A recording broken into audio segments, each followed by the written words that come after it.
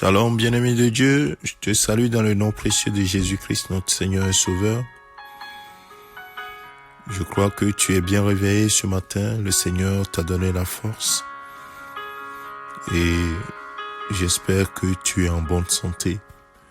Que le Seigneur soit béni, soit glorifié.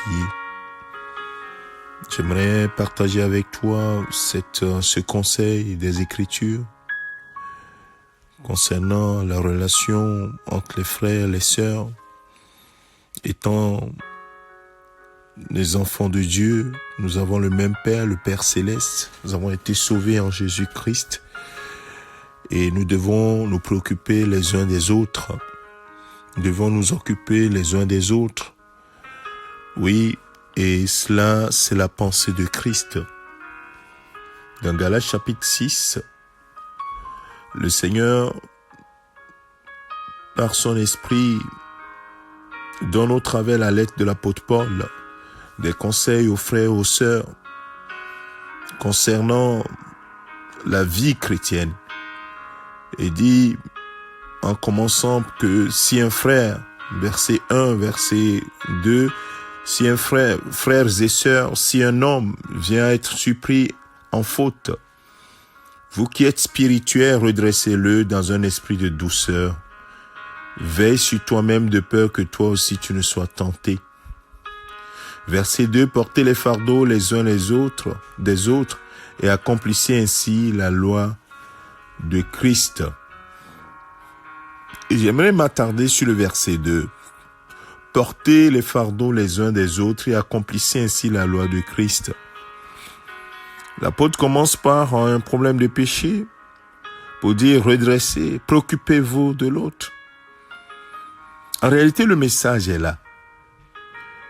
Préoccupe-toi du sort de l'autre. Ne sois pas égoïste. Si nous sommes frères et sœurs, si nous appartenons à la même famille, la famille de Dieu, ainsi si ton frère tombe, tu dois t'en préoccuper. Tu dois faire tout ce que tu dois faire pour lever ton frère ou aider ton frère à se relever. Ou si ton frère traverse une situation difficile, tu dois t'en préoccuper, ne serait-ce qu'en le portant ou en la portant dans la prière. Bien-aimé, c'est la pensée de Christ. Nous sommes les membres les uns des autres, la Bible dit. Et dans 1 Corinthiens chapitre 12, verset 26, la Bible dit que si un membre du corps souffre, tous les membres souffrent avec lui. C'est la pensée de Christ, la pensée de la différence dans l'unité. L'unité, c'est-à-dire une vie communautaire, des gens qui sont sauvés en Christ, qui ont été sauvés de la catastrophe, de la condamnation du péché, et qui sont maintenant l'Église de Christ. Ils sont maintenant séparés pour vivre une vie nouvelle, séparés de la condamnation du monde. Ainsi, nous sommes les membres les uns des autres et nous devons nous préoccuper du sort de notre frère et de notre sœur. Alors, si tu n'as pas l'habitude de regarder l'autre, souvent les gens disent « je ne suis pas le gardien de mon frère ou de ma sœur », ce n'est pas une bonne chose. Et c'est ce que la Bible appelle l'égoïsme.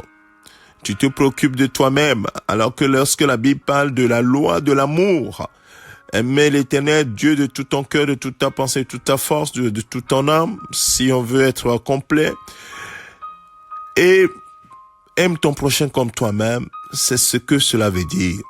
Ça veut dire que tu dois te préoccuper de l'autre.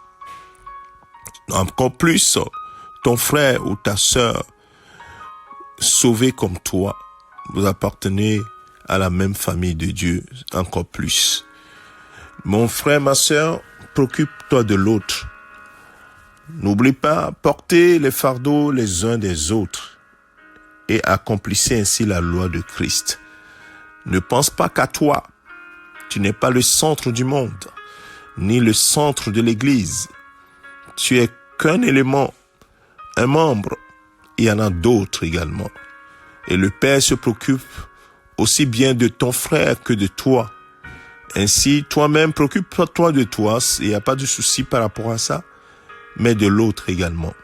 Si le Seigneur permet que les difficultés de l'autre, le péché de l'autre, les souffrances de l'autre, les poids de l'autre arrivent jusqu'à toi, c'est qu'il veut que tu fasses quelque chose. Ne serait-ce que fléchir genou pour ton frère ou ta sœur. Ainsi, tu sauras que d'autres fléchiront genoux pour toi sans que tu ne le saches. Ainsi, nous accomplirons ensemble la loi de Christ. Que le Seigneur te bénisse, que sa grâce soit sur toi. Je te souhaite une excellente journée. C'est ton serviteur, le pasteur Alexandre. Amen.